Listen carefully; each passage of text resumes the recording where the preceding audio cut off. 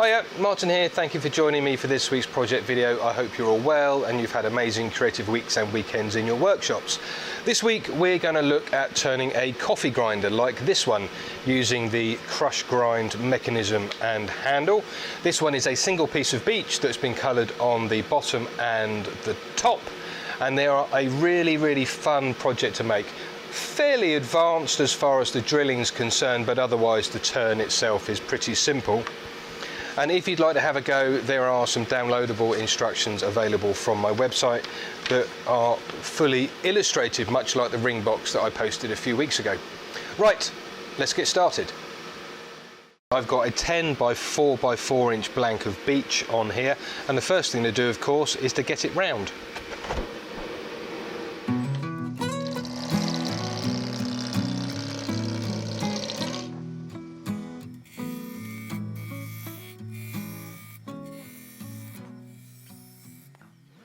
Next, what we've got to do is put a tenon on each end that's suitable for your jaws. So I'm going to start by tidying up this end first.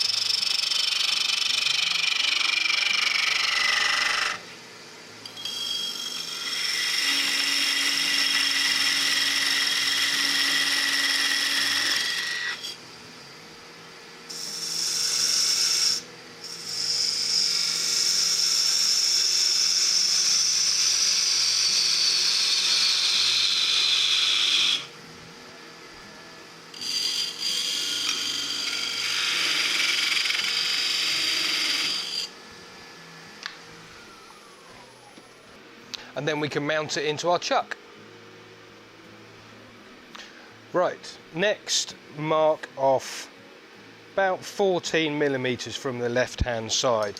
This section is going to be our lid, which is what we're going to work on to start with, and then we need to part that off.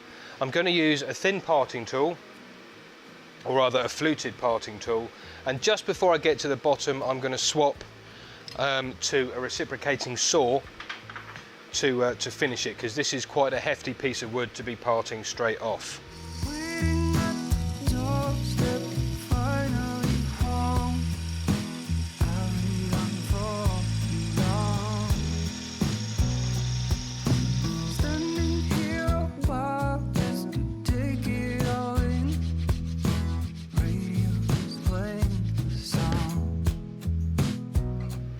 Okay, there we go, there's our lid. Next we need to take a nice cleaning cut across the face of the lid.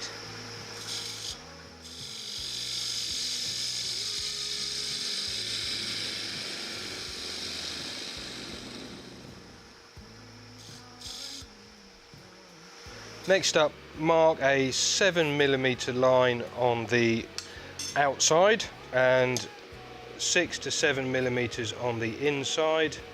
And this will form the spigot that sits inside the body. Remember, we're still working on the lid at the moment. And then cut that down.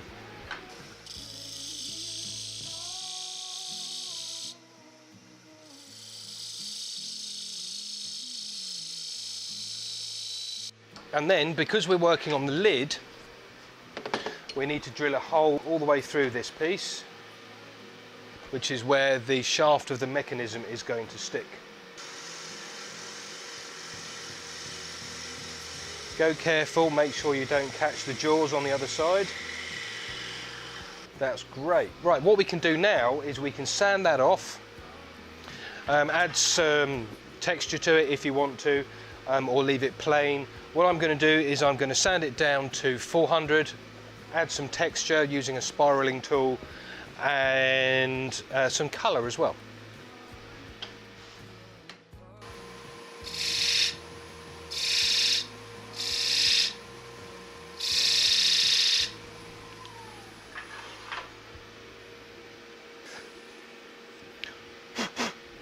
Yeah, that looks good.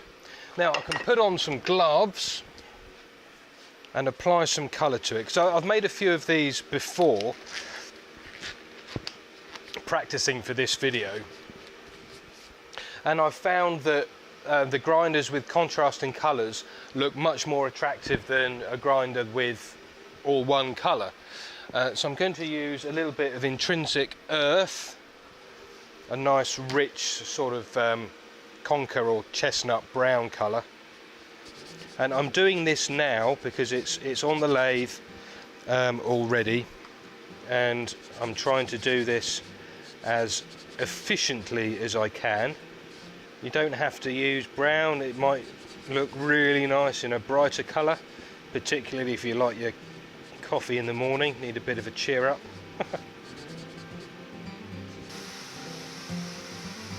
Now, because I'm using water-based colours, the colour has raised the grain a little bit, so I'm just using a piece of paper towel just to denib the surface a little bit. And there we are. That's the inside of the lid done. Okay, now we can take the lid off and remount the blank that's left on the tenon that we cut. And now we're going to make the pot part. So find the ruler and pencil, and we're going to measure 77 millimeters from the left hand side. 77 millimeters is 3 inches. So just there. And now we need to part that off. So this bit's going to be the pot, and this bit is going to be the housing where all the gubbins goes. So find your parting tool again, and we can part this off as well. Now, just the same as I did earlier, I'm not going to go all the way through. I forgot to do something. Got to put a tenon back on this end. That's really important. Don't forget. It's written on the instructions. Why didn't I read it?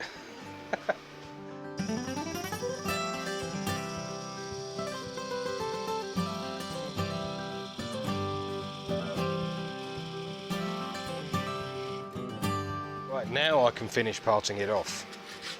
That's better.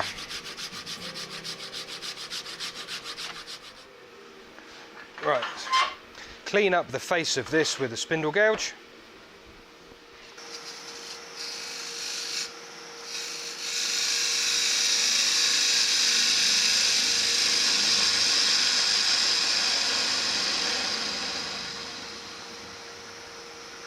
Measure 9 millimeters across the face, which is there. Now this is going to be the spigot to sit in the bottom of the housing, and 11 millimeters deep.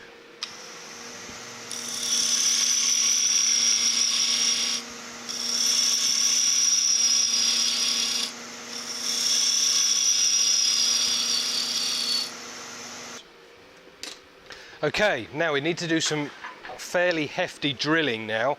So we need a 63mm or 2.5 inch Forstner bit. And I've just lubricated the flat sides with a little bit of mineral oil. And this hole needs to be 55 to 60 millimeters deep. So I'm going to err on the side of caution and do 55.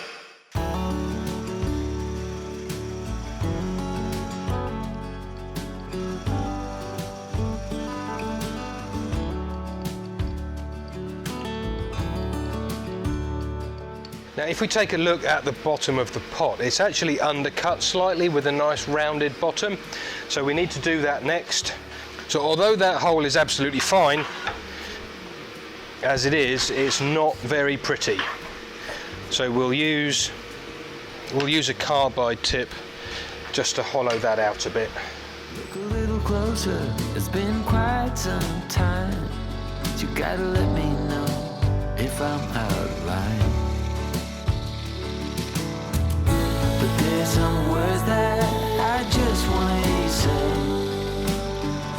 to put it all straight before this night turns into day, and then I'm on my way.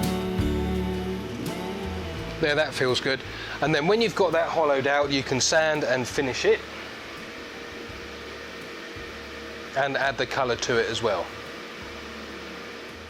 I've remounted the blank for the housing, which I need to turn down to 130 millimeters long, which is 5 1/8 inches, something like that. So 130 mil. Just needs a little bit off the end.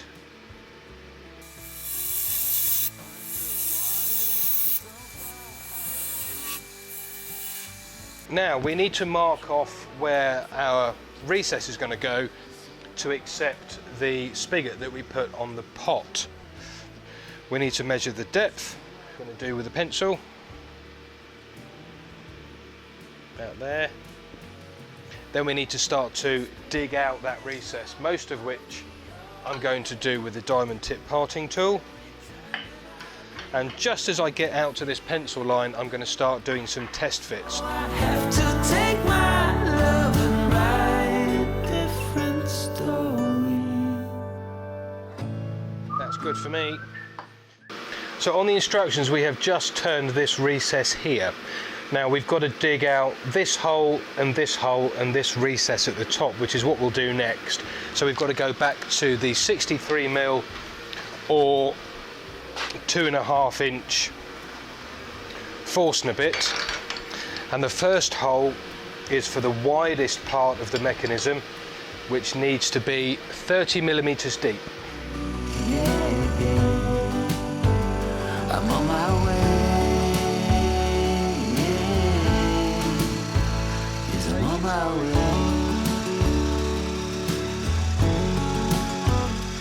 So that's the first hole done. And now we need to switch bits to a 1 7/8, I think it is. Yeah, 1 7/8 inches or 48 millimeter drill bit, Forstner bit, to drill the second hole, which is 35 millimeters deep.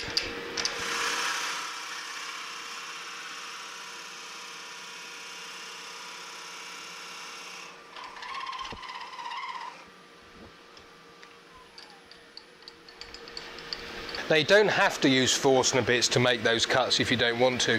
You could use carbide tools or something similar, but it's quicker if you use the Forstner bits. Now at the top is a recess, and that recess there is for the two little clips that are on the side of the mechanism. Now you don't have to put this recess in if you don't want to. So to put that recess in, I'm using a recess cutting tool. So take your time if you're going to do this, and be wary of lots of chatter and the tool bouncing around.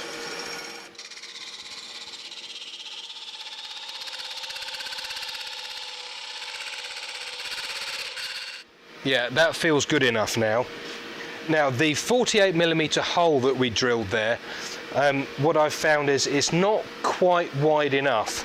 So you might want to look at perhaps a 49 mil drill bit, or maybe even a 50 mil. But the recommended size is that 48. So we will be able to adjust the size of that hole a little bit later on. Now reverse mount the housing. I'm going to do this with these jaws in expansion. Okay, now the chuck jaws are a long way open. I've got a suitable grip on there, and I'm not going to worry too much about the jaws being wide open because I'm working at this end of the piece. So we can now take off the tenon using the spindle gouge.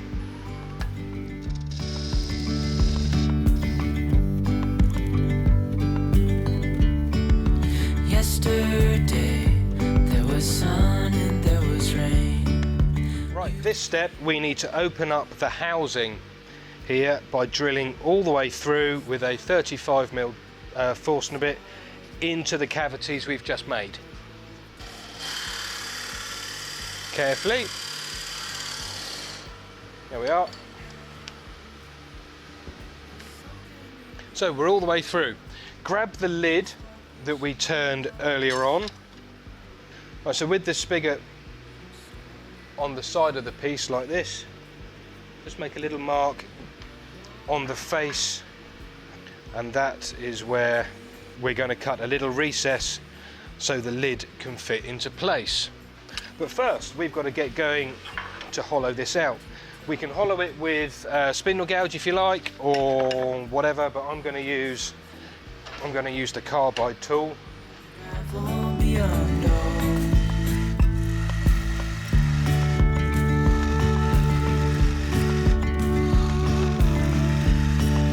Hand in hand, building castles out of sand, reaching for the ground. Now I'm going to finish that off with a scraper because that surface, as usual with the carbide, isn't particularly good.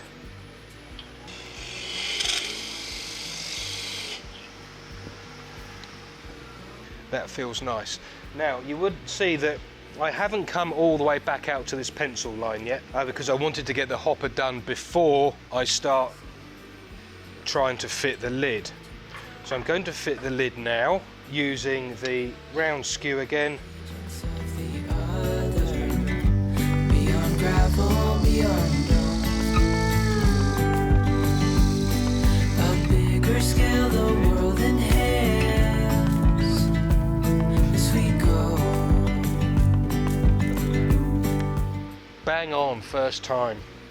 Now the hopper there can be sanded and finished if you want to. So I'm going to sand that down to 400 before we move on to the next step. So when the hopper is nicely sanded down, remount the pot blank and get a little bit of kitchen towel if your joint is a little bit loose. Slide the housing onto the pot and then the lid onto the top of the housing, again with a little bit of kitchen towel if your joint is a little bit loose. Bring up the tailstock with a cone centre and put a little bit of pressure on there just to keep everything together, because now we're going to start to look at some shapes. When you start adding shapes and stuff, you've got to remember that we've got some big holes running through the piece. And then I'm going to use the diamond tip parting tool just to take the housing down across the mark to that width.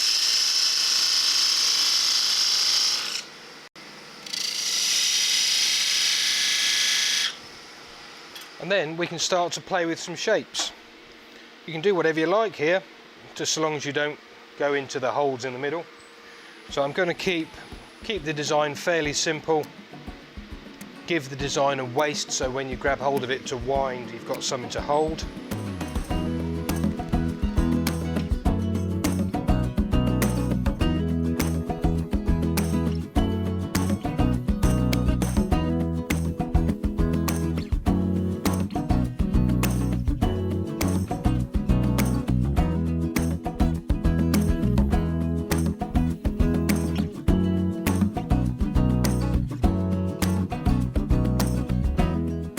So just like I did on the other ones, I'm going to put some lines in using a point tool and then use a wire just to burn those lines in a bit. So I've got the point tool and I think I'll put one there, fairly equidistant from each other, one there and one there either side of the join, and then one there and one there, I think. Yeah, that'll do. And then find my wire and burn those lines in.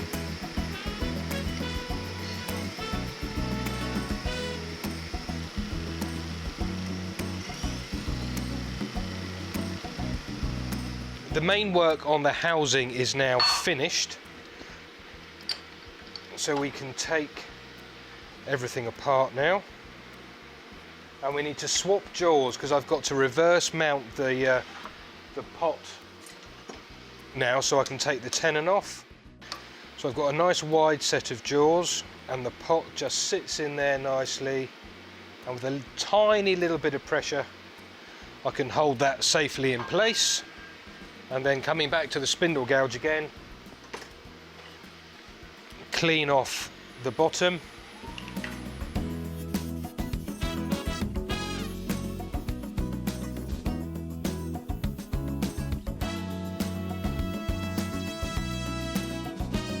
Then we can just tidy that up with a little bit of sandpaper and put some decoration on. Right, so with the Spiraling and Texturing Tool, I'm just going to put a little bit of texture or a little bit of spiraling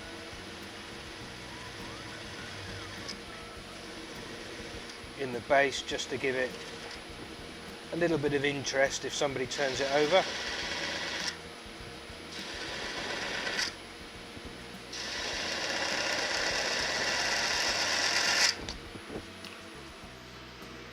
You could colour this piece or the sides of it on the previous step if you want to. And it does actually say to do that on the instructions.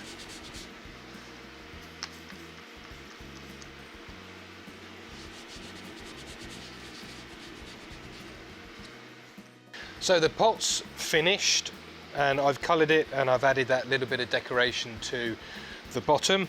It's not too thin, so I didn't drill and hollow out the actual pot part too much. But now we've got to fit the actual mechanism to the housing. And this is a little bit fiddly because it is so tight. I'm going to wind open these jaws with the slightest amount of pressure, just centralise them like that. So they're firm but not to turn with.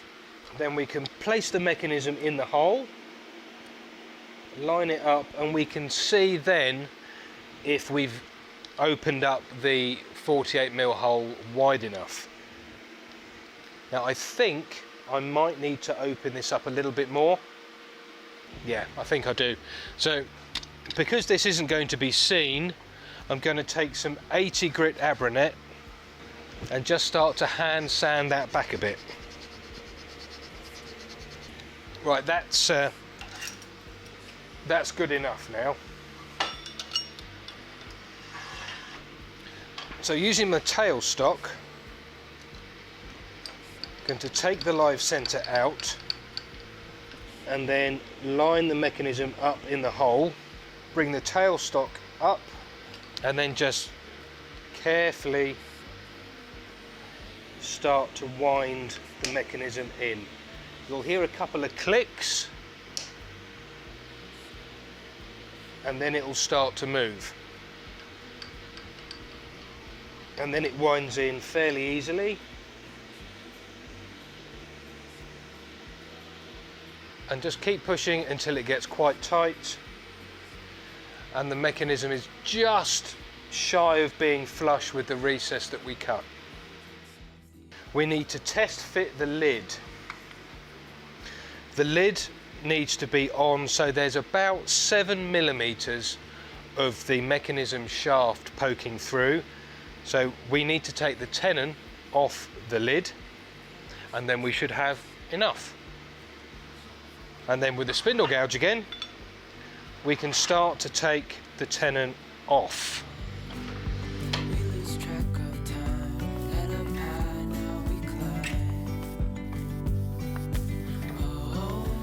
And just at this point, I'm going to double check to see how it fits. You can see there we've got a little bit more coming out, and drop a handle on there as well, see how it looks. That fits quite nicely. I'm going to leave it there because by the time I've sanded it down it's going to be a little bit shorter. So I'll remount it, sand it, texture it, colour it, and then that bit will be done. And here's the finished lid. It's really nice with the decoration on the top and the colour. And then when it was done, the whole thing was given a coat of Hampshire Sheen food safe Danish oil. And then when it's dry, we'll be able to put some coffee beans in it and grind us up some coffee. Thank you very much indeed for watching. If you are interested in downloading the instructions, you can download those as well as a slightly extended version of this video from my website. And if you're really keen, you can even buy a make your own coffee grinder kit that includes a cut to size blank and also the mechanism as well. And you also get a copy of the instructions and the downloadable video too. And just to top it all off, it also comes with 60 grams of Colombian Fair Trade coffee beans. Well, thank you very much indeed for watching. I hope you enjoyed the project. Please do like, share and subscribe. And just down here are some videos I think you may find of interest. Thanks very much. Bye for now.